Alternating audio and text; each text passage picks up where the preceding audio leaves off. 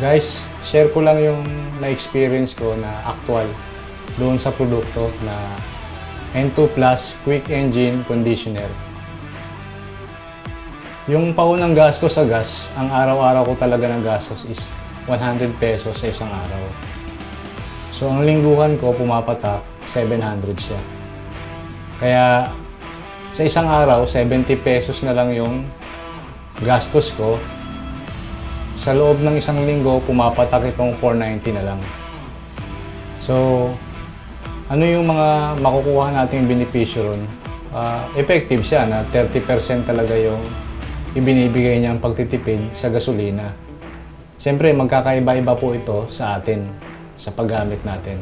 Pero ang maliwanag po rito, may natitipid po tayo. Nga pala guys, yung isang botelya ng engine conditioner, magagamit siya sa loob ng 6 na buwan.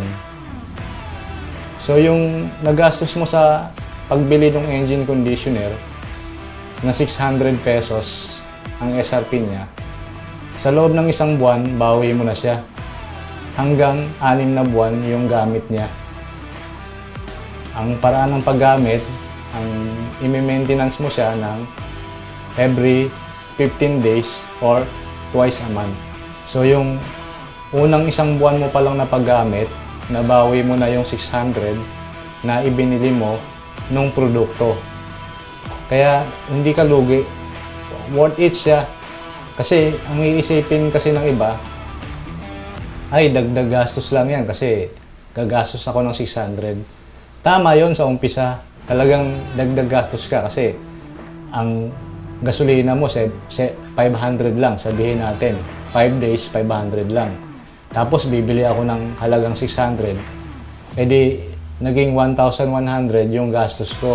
Pero bawi mo na yon sa loob ng isang buwan pa lang. Hindi mo naman mauubos yung isang botelya ng isang buwan lang . Magagamit mo siya ng up to 6 months. Doon na mag-accumulate yung tipid mo. Ang added benefits mo pa sa kanya na makukuha is mas pipino yung tunog ng makina mo at mas bibilis yung takbo mo. So yun guys, yun lang guys. Maraming salamat.